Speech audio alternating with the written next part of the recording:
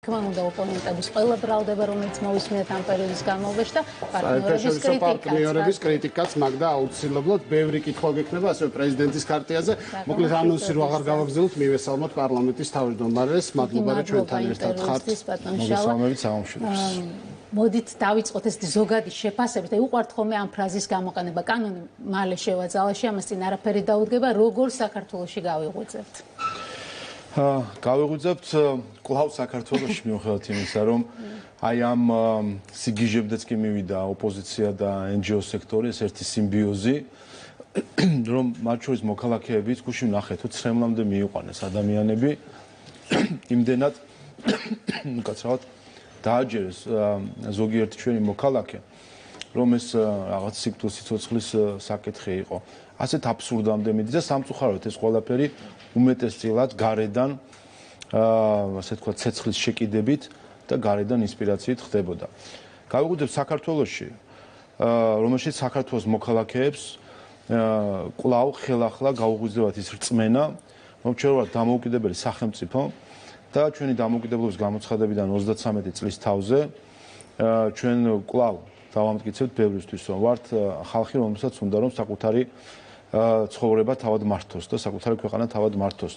აღმოჩნდა, რომ ბევრმა შიგნითაც და გარეთაც ეჭვი შეიტანა ამაში. მტრებს რომ ამაში ეჭვი შეაქვთ, ეს გასაგები არის და ამას ხედავთ ჩვენ ორი ოკუპირებული რეგიონით, მაგრამ ზოგი მოყვარეც აღმოჩნდა, რომელმაც კითხვის ნიშნის ქვეშ დააყენა ჩვენი უნარი, რომ თავად მივიღოთ გადაწყვეტილებები. ზოგმა თავი ჩათვალა, რომ არიან ჩვენი მეურვეები. და ჩვენ ვართ არასრულწლოვანი ბავშვები, რომელსაც ჭირდება ჭკუის დარიგება ყოველ მეორე დღეს. აი ეს დაინახა ბევრმა და სამწუხარო ის არის, რომ ამ თამაში თავარი რასაც ეყრდნობიან ხოლმე გარე მოყარეები, რომლებიც აი ესე მეურვეობას ცდილობენ, უპირველეს ყოვლისა არიან თავად შიგნით ქართველები. ის ციხე, რომელიც ყოველთვის შიგნიდან ტყდება ხოლმე.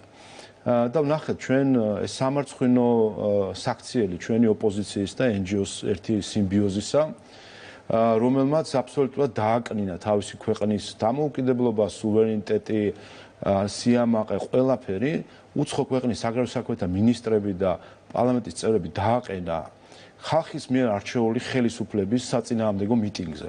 ეს აკადრეს თავის ქვეყანას აი აკადრა ამ სიმბიოზმა, მაგრამ ისინი ამას ამართლებენ, რომ დასავლური ღირებულებების დაცვის მოტივით ხდებოდა ეს ყველაფერი. საინტერესოა, როგორ გაგრძელდება დასავლეთთან ურთიერთობა. სერგო ორჯონიკიძესაც კარგი გამართლებები ჰქონდა და ისე შემოუძღვნა მე-11 არმიას და ეს ის ხალხია. ასეთი პირდაპირ პარალელი შეგვიძლია აბსოლუტურად. ეს უყურეთ, აქ საქმე რა შეეცით, რომ ან ხარ სახელმწიფო და შენ სახელმწიფოებას პატივს ცემ, ან ხარ დაქვემდებარებული ვასალი. აი ამაზე არის საუბარი. აქ გრადაციები შეიძლება იყოს სხვადასხვა, თორე დამოკიდებულება არსი არის ამაში. როდესაც შენ ამბობ, რომ შენ არ გაქვს უნარი, თავად მიიღო გადაწყვეტილება, როდესაც შენ ამბობ, ეს ხო მათი დევიზია და სლოგანია, რომ ცალფეხზე უნდა დადგე, თუ კი ამას გეტყვიან. ეს ხომ არის მათი სლოგანი. და ამაშია საქმე. თუ კი ჩვენ თვითონ არ ვიწამეთ ჩვენი თავით, ჩვენ რუსის დაგვჩაგრავს და ევროპელის დაგვჩაგრავს. და ჩვენ ვნახეთ ეს საქციელი, სამწუხარო საქციელი ბალტიის ქვეყნის საგარეო საქმეთა მინისტრების და ზოგიერთი პოლიტიკოსების მანამდე ჩამოსული იყვნენ პარლამენტის წევრები, რაც იყო აბსოლუტურად გაუგონარი ფაქტი, როდესაც დემოკრატიულ ქვეყანაში, დემოკრატიულად არჩეული ხელისუფლების საწინააღმდეგო აქციაზე მიდიხარ მინისტრი, საგარეო საქმეთა მინისტრი. და თქვენ ნახეთ, ესტონეთის პარლამენტში ამას დებატებიც კი გაიმართა, პრემიერ-მინისტრი ნაწილობრივ გაემიჯნა, რომ მან არ იცოდა ამის შესახებ, რომ ის აპირებდა მიტინგზე გამოსვლას.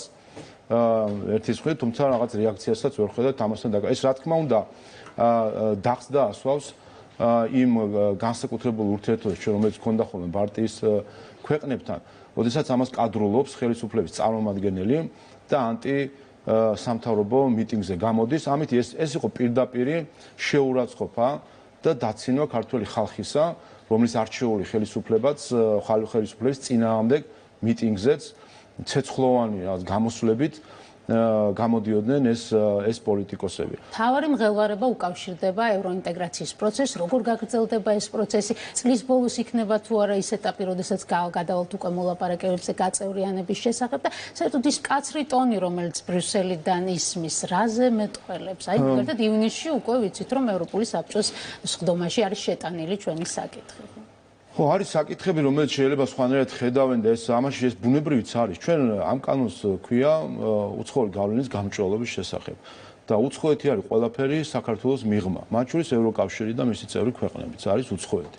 რა თქმა უნდა, ეს ეხება ევროკავშირის წევრი ქვეყნებს და რა თქმა უნდა, მათ შეიძლება არ სიამოვნებდეთ, რომ მათი ფინანსები იყოს გამჭვირვალე და ჩვენ ვიცით, რომ სამწუხაროდ ევროკავშირის ფული ნაწილობრივ გაუმჭვირვალედ ფარულად იხარჯება საქართველოში არაკეთილსინდისიერი მიზნებით, კერძოდ იხარჯება პოლიტიკურ პარტიებზე, იხარჯება რადიკალურ ჯგუფებზე. დახურულ კარს მიღმა შეხვედრებში ამას აღიარებენ კიდევაც ნაწილობრივ, როდესაც საუბრობთ კონკრეტულ პროექტებზე, კონკრეტული პროექტების შეწყვეტას კიდევაც დაფინანსება. მას შემდეგ რაც ჩვენ ამაზე ქონდა ძალიან მკაცრი რეაქცია, მაგრამ ეს თავისთავად არის აღიარება, რომ თურმე ევროპა, რომელიც ღირებულებებზე გველაპარაკება, თურმე წლები არის საქართველოში ფულს ნაწილობრივ იმ ფულის ნაწილი, რომელიც შემოდის გარკვეული ფონდების მეშვეობით, ფარულად იატაკქვეშ ხარჯავს პოლიტიკურ პარტიებზე და რადიკალურ ჯგუფებზე. და ამას ეხება და რა თქმა უნდა ამ ფონდებს არ სიამოვნებთ ეს ევროპის დემოკრატიის ფონდს რა თქმა უნდა არ სიამოვნებს რომ მისი აქ ფარული პოლიტიკური საქმიანობა წმინდა რუსული სტილით არაფერი ამაში ევროპული არ არის რასაც აკეთებს ევროპის დემოკრატიის ფონდი. ეს არის ჩვეულებრივი სპეცსამსახურების მეთოდით უცხო ქვეყანაში პოლიტიკური გავლენებისთვის ფულის ხარჯვა. ამას აკეთებს დღეს ევროპის დემოკრატიის ფონდი საქართველოში.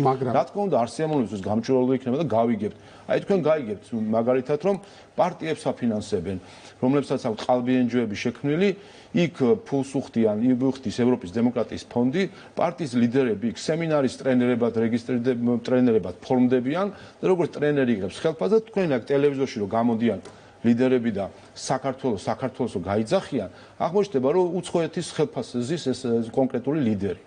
და ეს ამას აღმოვაჩენთ ჩვენ. აღმოვაჩენთ მაგრამ როგორ გაგრძელდება ეს ურთიერთობები დასავლეთთან? დაზიანდა თუ არა ქართულ-ევროპული ურთიერთობები, დაზიანდა თუ არა ქართულ-ამერიკული ურთიერთობები, რადგან იყო საკმაოდ მწვავე ტონი, მოვისმინეთ ძალიან კრიტიკული განცხადებები, ახლა რა ხდება? რაც ამოსავალი ყოველთვის უნდა იყოს საკუთარი ხალხის ინტერესი. როდესაც ქვეყნები მოქმედებენ საკუთარი ხალხის ინტერესებით და როდესაც ისინი აცნობიერებენ, რომ მეორე მხარეც მოქმედებს საკუთარი ხალხის ინტერესით, კეთილსინდისიერად, მაშინ ეს ქვეყნები ყოველთვის ნახულობენ საერთოს.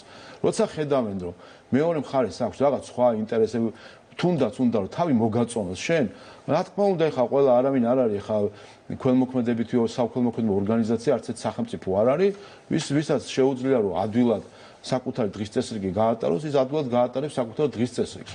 და თუ კი ცალფეხზე დადგები, ყველა შემოგხედავს როგორც ცალფეხზე მდგომს და ასეთი ევროპაც ნანახი გვაქვს. ჩვენ დღეს რასაც ხედავთ სხვათა შორის ამაზეც არის საჭირო საუბარი, რასაც აკეთებს დღეს ოპოზიცია და სიმბიოზი ოპოზიცია NGO-ების ეს ლიბერალური ფაშიზმის რაღაცა გამოვლინებები, ეპითეტები, თავდასხმები, გამოჭენა, იქ რა ვიცი მე, ტელეფონის ნომრების, ოჯახის წევრებზე, შვილებზე შეტევები, რასაც ჩვენ ხედავთ, აი ეს არის ჩვენ თუ დავფიქრდებით, ვინ აკეთებს ამას? ხო, ამას აკეთებენ NGO და ოპოზიციის ლიდერები, ეს სიმბიოზი. ანუ ის ხალხი, რომელიც ჩვენ თქვათ პროევროპული ეგრეთ წოდებული პლატფორმიდან გველაპარაკებენ და მათ თავისი მხარდამჭერებიც ყავთ ევროპაში, ხო ხედავთ რომ ფარველები და გამომქომაგებელი ყავს. ანუ მათი წარმოდგენა, რასაც ჩვენ ვხედავთ, აი ეს რასაც ვხედავთ მათ რიტორიკას, თავდასხმას შვილებზე, ფაშისტურ სუფთა კამპანიებს, აი ეს არის მათი წარმოსახვით ევროპა. ასეთი ევროპისკენ მივყავართ და ჩვენ ასეთ ევროპაში ვიცხოვრეთ სხვათა შორის. 2012 წლამდე ასეთ ევროპაში ვცხოვრობდით. სადაც ადამიანებს აწამებდნენ ციხეებში და ჩუმად იყო ევროკავშირი. სადაც ადამიანებს რეცხავდნენ მეცნიერებს და სხვა გამოჩენილ ადამიანებს და ჩუმად იყო ევროპა. სადაც ადამიანებს ქუჩაში დაძდევდნენ, ხოცავდნენ, შემდეგ იწყალებდნენ, სასათბურო პირობებში ყავდათ ციხეებში და გაუგდა ამაზე სტრასბურგის სასამართლო, მაგრამ სტრასბურგის სასამართლო დარჩა სტრასბურგში და ამაზე ჩუმად იყო ევროპა. ყველა ის პოლიტიკოსი, სახეები, რომელსაც ხედავ, ბევრი ეს პოლიტიკოსისა, მაშინაც ლიდერები იყვნენ. და ეხლა ვხედავთ პოლონეთის მოქმედ საგარეო საქმეთა მინისტრს, რომელიც სულ ახლა რამდენიმე თვის წინ მაშინ ხო ჩუმად იყვნენ, კი ბატონო და თავზე ზედ გადაყვნენ სააკაშვილს და ქართველი ხალხი იქ არავის არ ვაინტერესებდით რა ხდებოდა აქ ქვეყანაში, ხო, სააკაშვილს გადაყვეს და ყავდათ დემოკრატიის შუქურად. მაშინ გავიგე, მაგრამ ამის შემდეგ, ამდენი გადაწყვეტილებების შემდეგ, დღეს რო გამოდის პოლონეთის საგარეო საქმეთა მინისტრი რამდენიმე თვის წინ და ამბობს, რომ სააკაშვილი ეს იყო მოდერნიზაციის სიმბოლო არის და გაათავისუფლეთო, რა პირით, რა ღირებულებებზე ლაპარაკობს საერთოდ ეს ხალხი, რაზე გველაპარაკება საერთოდ. ეს გასაგებია ურთიერთობის გაგრძელება როგორ წარმოგიდგენიათ? კიდევ ერთხელ თუ კი იქნება ინტერესებზე, თუ კი ყველა გააცნობიერებს, რომ ქვეყნები არიან დამოუკიდებლები და ყველა ხალხის ინტერესი არის მნიშვნელოვანი, მაშინ იწყება სერიოზული საუბარი. და აქედან გამომდინარე იქნება რა თქმა უნდა დამოუკიდებლობა ქართული ხალხის მიერ. ჩვენ თავს არ ვიცით პატივი, არავინ არ გვცემს პატივს. აი ეს არის მთავარი თეზა ნებისმიერ იქნება ეს ადამიანის ინდივიდუალური ასე თქვა წარმოჩენა იქნება თუ სახელმწიფო იქნება. რაც შეეხება ჩვენს პერსპექტივებს. ჩვენ რა სხვანაირი რამე ქონდა 2022 წლის ივნისს. რატომ არ მოგწეს კანდიდატის სტატუსი? როდესაც თავად რამდენიმე თვეში გამოქვეყნა შემდეგ დასვნა ევროკომისიის, აღმოჩნდა რომ ლიდერი ვართ. უკრაინასაც უსწრეთ, მოლდოვასაც და 4 თვის წინ რატო არ მოგწეს კანდიდატის სტატუსი? და მე პირადად ნათქვამიც მაქვს, რომ ამის შემდეგ მე რამდენიმე ვიზიტი მქონდა ევროპულ დედაქალაქებში და რამდამარწმუნად იცი რომ ეს გადაწყვეტილება აბსოლუტურად შორს იყო ყოველგვარი დამსახურება და კრიტერიუმებიდან იყო სუფთა წმინდა პოლიტიკური გადაწყვეტილება რაღაცომღაც მიიღეს საქართველოს ქართული ხალხის მიმართ ესეთი გადაწყვეტილება და რაში დამარწმუნა როდესაც სხვა დედაქალაქებში მათ შორის კოლეგებს და სხვა პოლიტიკოსებს ხვდებოდი რომ ეკითხებოდი აბა რა იყო მიზეზი ყველა სხვადასხვა მიზეზს მეუბნებოდა რაც აშვენებდა რომ არ არსებობდა სინამდვილეში ერთი ახსნა ამ ყველაფრის და უფრო საბაბებს ეძებდა მე ყველა რომ გაემართლებინა ეს გადაწყვეტილება. ამიტომ ჩვენთვის პირველი არ არის რომ ევროკავშირი საქართველოს მიმართ იღებს უსამართლო გადაწყვეტილებას და ჩაგრავს ქართულ ხალხს. და ამისთვის ჩვენ მოგვიწია მაშინ როგორც შინაარსობრივი შრომა, ისე პოლიტიკური ძალისხმევა დაგჭირდა. აი აქ ოპოზიცია და NGO-ები ფეხის დადებაზე რო იყვნენ გადასული და ყვიროდნენ რომ ისა რა ერეკლეს დროს მეზარბაზნეები არ ყავსო იმ ხალხის შთამომავლები ზუსტად აი იმ ვორჯონიკიძეებს და ამ ხალხის შთამომავლები არიან დღეს ეს სიმბიოზი ოპოზიციის და NGO-ების რომლებიც ყვიროდნენ რომ ევროკომისია ამბობდა რომ შეასრულეს არა ხალხო არ შეასრულათ მეზარბაზნეები არ ყავს ერეკლეს აი ეს ხალხი არის რომელიც დღეს საუბრობს რაღაც იდეალებზე და ჩვენ მაშინ მივახციეთ იმას რომ მივიღეთ კანდიდატის სტატუსი მიუხედავად იმისა მაშინაც არაკეთილსინდისეად გვეპყრობოდნენ ევროპელი პოლიტიკოსები თუ ჩინოვნიკები და კიდევ ერთხელ ამის გამეორებას არ შევწყვეთ მანამ სანამ ბოდიშებს არ მოვისმენთ ჩვენ 2 წლის განმავლობაში ქართულ ხალხს კონკრეტული ევროპელი პოლიტიკოსები ევროპელი დიპლომატები და ევროპელი ჩინოსნები ქართულ ხალხს ატყუებდნენ რომ მიხეილ სააკაშვილს ვიღაცა აწამებს ციხეში, რომ მიხეილ სააკაშვილი პოლიტპატიმარია, ამას წერდნენ რეზოლუციებში, ევროპარლამენტის, ევროსაბჭოს რეზოლუციაში. მე რომ ლაპარაკობთ ხოლმე ამაზე ელჩებთან, რას იზავ ევროპარლამენტი ცალკეა, თითქოს ახლა ის არის, თავისუფალი ბილეთი აქვს პარლამენტის წევრებს და რასაც უნდა იმას იღებენ და პასუხისმგებლობას იცილებენ ეგრევე. ასე როგორ შეიძლება? ქვეყანა ესე ქართველი ხალხი ნერვებზე ყავდათ 2 წელი, აი დღე-დღეზე 1 საათი და მოკვდება. ამერიკიდან ჩამოიყვანეს ექიმები და ვითომ ნობელის პრემიის ლაურეატები. თავი გაიგიჟეს ზოგიერთმა ელჩმა, რომელიც აქ საქართველოში არის, სანამ პოლონელი ექიმები არ ჩამოვიდნენ აქ და ხო ნახეთ რისთვის ჩამოვიდნენ. რომ წინდით ჩუმად გაეტანათ რაღაცეები და სპეცოპერაცია მოგვიმზადეს, ჩვეულებრივ ძვისით ევროპელებმა მოგვიმზადეს სპეცოპერაცია მიხეილ სააკაშვილთან დაკავშირებით და 2 წელი გავიდა ერთი გადაწყვეტილება სტრასბურგის რომ არანაირი პრობლემა არ აქვს ჯანმრთელობის, მეორე გადაწყვეტილება რომ ძალიან სწორედ ზის იმ ციხეში. ვინ ამბობდა საწინააღმდეგოს? ყველა ეს NGO, აი ეს NGO-ები ხა რომლებიც ამ სიმბიოზში არიან, ამბობდნენ რომ პოლიტპატიმარია და კვდება, ყველა ეს ოპოზიცია, ყოფილი სახალხო დამცველი, ნუ აღარ ვიტყვი უცხოელი რამდენი რომელი ერთი დავასახელოთ. მე რო აღმოჩნდა რომ ფულები ქონდა თამაში აღებული და ლობისტების რეესტში აღმოჩნდნენ, ხომ? ბოდიში მე მოიხადა. ბოდიშზე საერთოდ არ არის ლაპარაკი და სამწუხაროდ ჩვენ ახლა გვაქვს სიტუაცია, როდესაც არათუ ის არ ვიცით და უშე წლის ბოლოს მოლაპარაკებები გაიხსნება თუ არა, მაგრამ დაანონსებულია რეაგირება კანონის მიღებაზე, ხო? ჟოზეფ ბორელმა თქვა რომ განვიხილავთ ყველა ვარიანტს.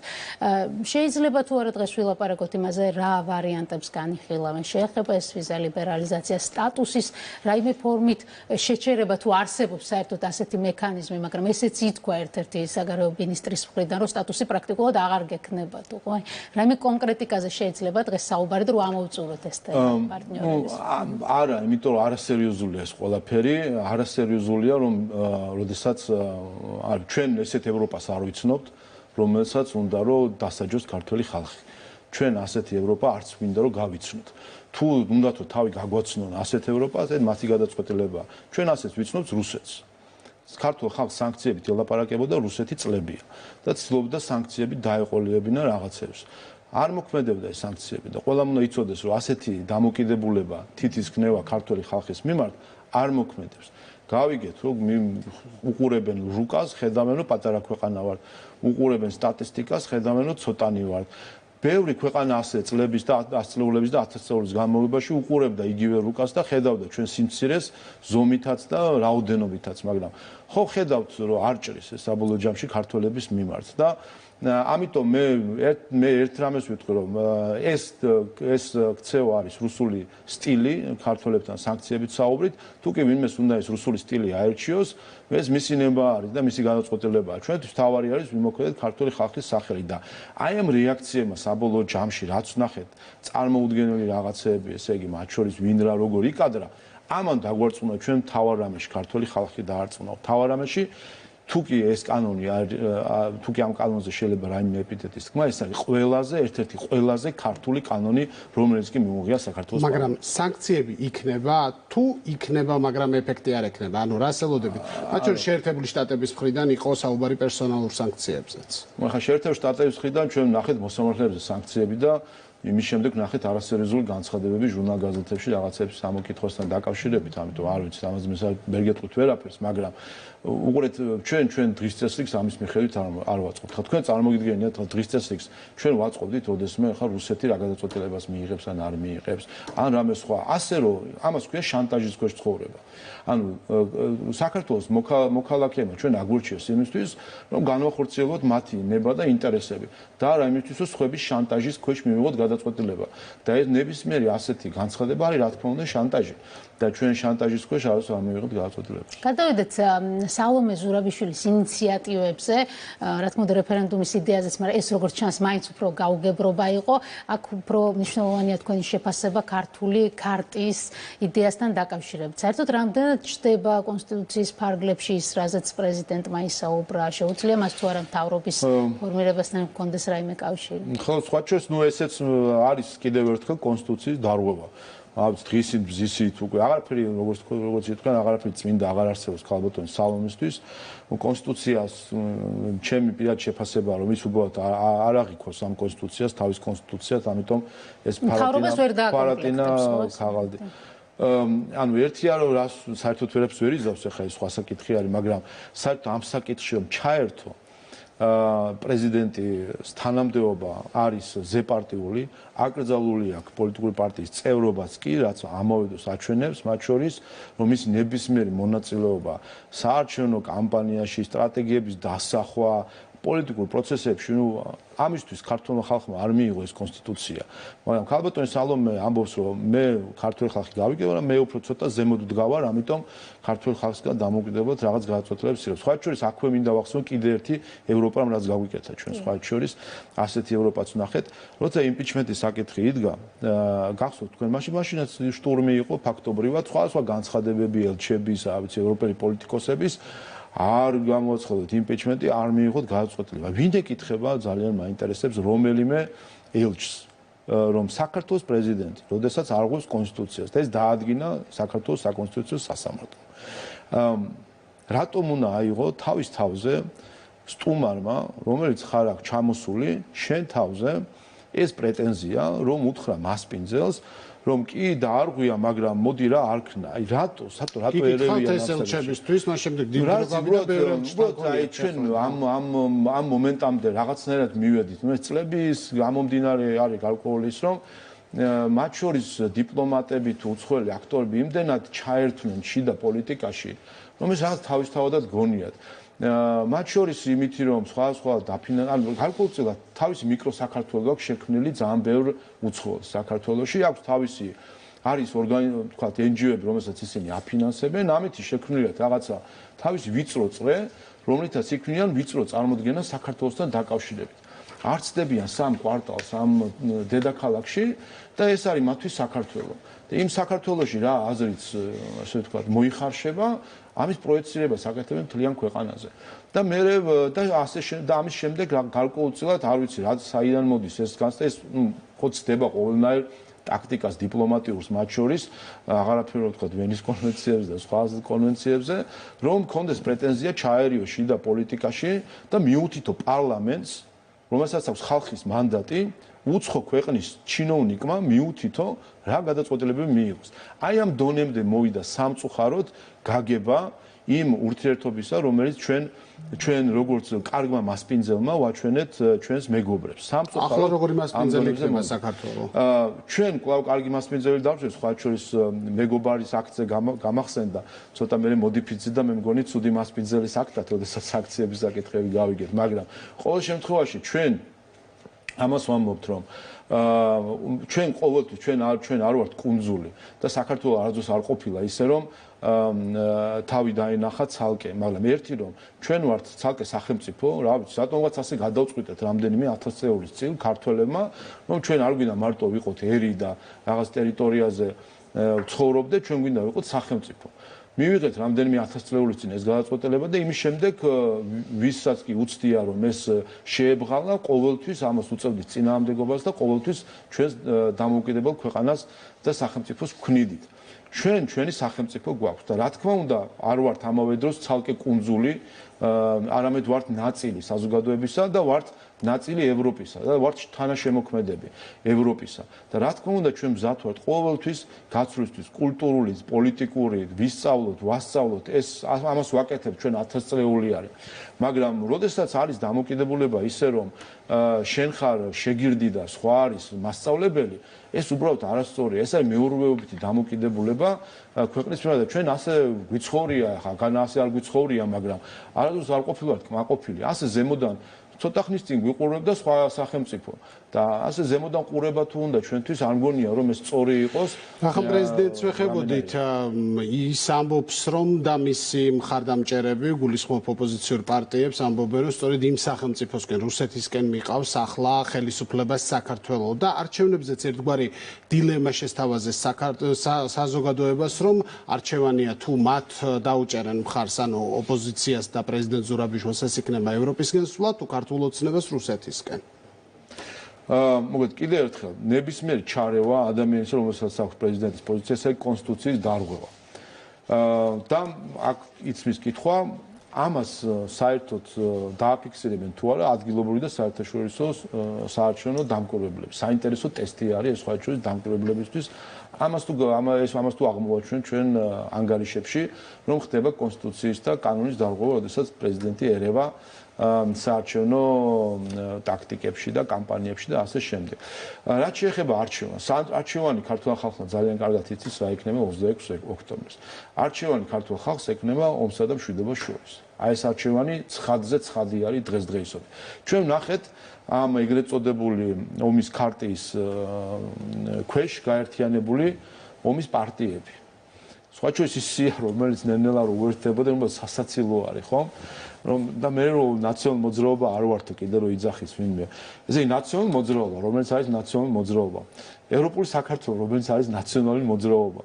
გირჩი, რომელიც არის ნაციონალური მოძრაობა. ელენე ხოშტარი, რომელიც არის ნაციონალური მოძრაობა. სტრატეგია აღმაშენების ვაშად, რომელიც არის თან ნაციონალური მოძრაობა კი არა, ყველა ეს ადამიანი ნაციონალური მოძრაობის ლიდერები არიან. აი ამას, აი ამ ფარს, ამ კინოს აჩვენებენ წლიდან წლამდე.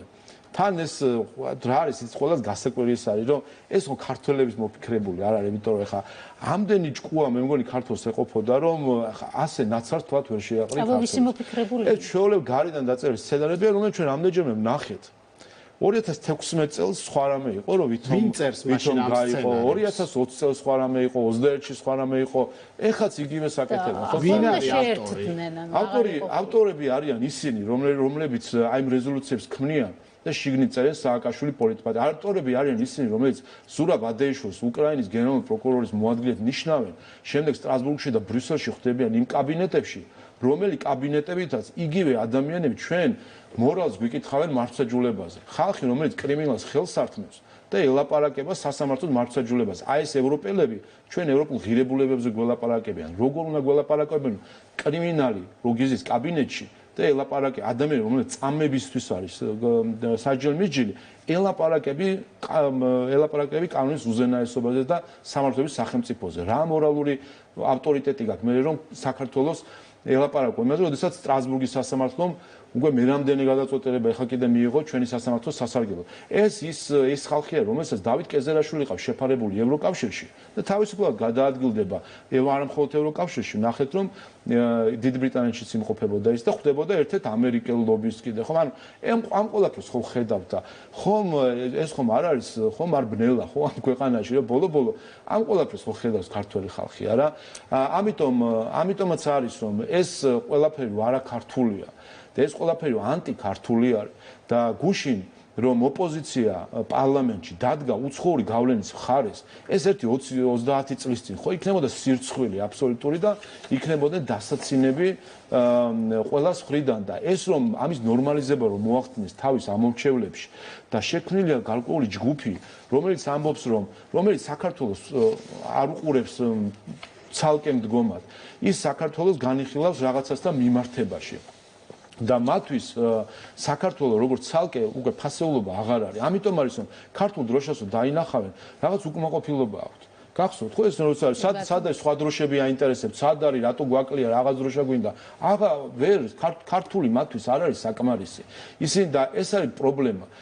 კიდევ ერთხელ ერთი რომ ჩვენ არ ვართ კუნძული და არ ვართ იზოლაციაში მყოფი ხალხი ვერ ვიქნებით და არ ვართ არც ყოფილვართ არასდროს, მაგრამ და ყოველთვის ვიქნებით ნაწილი ცივილიზაციისა, რომლის შემოქმედი ჩვენც ვართ და ევროპული ღირებულებებზე როცა საუბრობთ, ევროკავშირის სახელით შეიძლება ბევრი გველაპარაკოს, იმიტომ არ ვართ ჩვენ წევრები, მაგრამ ევროპის სახელით ჩვენ ურავინ უნდა გველაპარაკება, ჩვენ თანაშემოქმედი ვართ ევროპული ცივილიზაციის და კულტურის და თუ კი ვინმეს აქვს უფლება ილაპარაკოს ევროპული ღირებულებებით, ჩვენც გვაქვს იგივე თუ არა მეტი უფლება ვილაპარაკოთ ევროპული ღირებულებებით. ამიტომ ეს არის პრობლემა, რომ შექმნეს გარკვეული ჯგუფი ამ სიმბიოზმა ოპოზიციის და NGO-ების შექმნა ჯგუფი, რომლისთვისაც საქართველოს არ არის საკმარისი საფიცარი.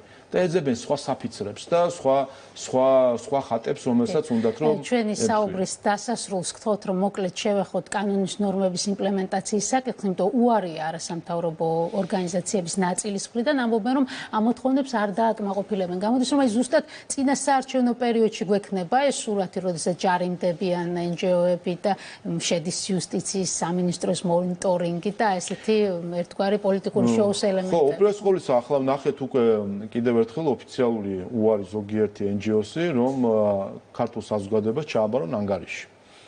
სხვათა შორის თქვენ დააკვირდით, ხომ? აი, აბა ერთი ეს 200-მა მე მგონი განაცხადა, ხომ? რომ არ დავრეგისტრირდებით. ხო შეეძლოთ იქვე თქვა, რომ ჩვენ არ დავრეგისტრირდებით, მაგრამ ჩვენი ნებით, ჩვენ ვებგვერდებზე, ჩვენ ანგარიშებს გამოვაქვეყნებთ. აი თქვენ თავისით გააკეთონ, არ თქვენ რომ ჩვენ აი იმ წესებით არ ვიქნებით, მაგრამ აი იმის დასამტკიცებლად, რომ ჩვენ არაფერს არ უმალავთ. გამოვაქვეყნებთ დეტალურად ვისგან რა ფულს ვიღებთ და ვისგან სად რა ფულს ხარჯავთ. აიღონ საერთაშორისო რამე სტანდარტები აი ამ გამოქვეყნების და გამოვაქვეყნოთ თვითონ ერთ დაგვანახო. რატომ არ აკეთებენ ნატო? თვითონ რატო არ იღებენ ავალდებულებებს? ეს ხო აჩვენებს რომ სინამდვილეში დასამალი აქვს ბევრი ქართველი ხალხისთვის, იმიტომ რომ აღმოჩნდება ბევრი რამ, რასაც ზოგიერთი ორგანიზაცია არაკეთილ სინდისია დაკეთებს. რაც შეეხება პროცედურებს მას შემდეგ რაც ეს კანონი გამოქვეყნდება, შემდეგ უპირველეს ყოვლისა არის თავად შესაქმნელი პორტალი, ასე ვთქვათ, სადაც მოხდება შემდეგ ასე ვთქვათ დარეგისტრირება ორგანიზაციებს და როგორც ელექტრონული მომსახურების სახით, ამავე დროს ფორმები იქნება შემუშავებული რეგისტრაციისთვის და გასაჯაროებისთვის. და დაახლოებით სექტემბრის თვეში დადგება ვალდებულება რომ ორგანიზაციებმა ძირითადი NGO-ები, მსხვილი NGO-ები, ან დიდარი როგორც თქვენ ეძახით არ რეგისტრირდებიან. ნახოთ ახლა გასაგები ახლა რაღაც განცხადებები აქვთ მათი მხრიდან, მაგრამ უპირველეს ყოვლისა კანონ, როდესაც ცხოვრობენ სამართლებრივ სახელმწიფოში, მნიშვნელოვანია რომ ისინი დაემორჩილონ კანონს. და აქ მათი რეაქციები გასაგებია, საინტერესოა მათი დონორების რეაქცია რა იქნება. წააქეზებენ ისინი იმას ხელშეუწყობენ ისინი თუ არა რომ მათმა ორგანიზაციებმა დაარღვიონ მასპინძელი ქვეყნის კანონები. მეორე სერია გველოდება. არ ვიცი ახლა დონორების მხრიდანაც ანუ ასე თუ უყურებენ უცხო ქვეყანაში შეხვალ, ფულს დახარჯავ, შენი ორგანიზაციები შენი კანონს დაარღვევენ, და ეხლა შენ უცხო ქვეყანაში ხარ ბატონ პატრონი, არ ვიცი, მე მგონი არასწორი მიდგომაა ეს, ნამდვილად მინდა აქვე აღვნიშნო ეწინააღმდეგება ყველანაირად ევროპულ ღირებულებებს. ევროპელები უცხო ქვეყანაში არ შედიან და იმ ქვეყნის მოქალაქეების დაუკითხავად მათ ცხოვრებას არ აწესრიგებენ. დიდი მადლობა პარლამენტის თავმჯდომარე იყო ჩვენი სტუმარი. მადლობა შალვა ბაბაშვილს, ჩვენ განვაგრძო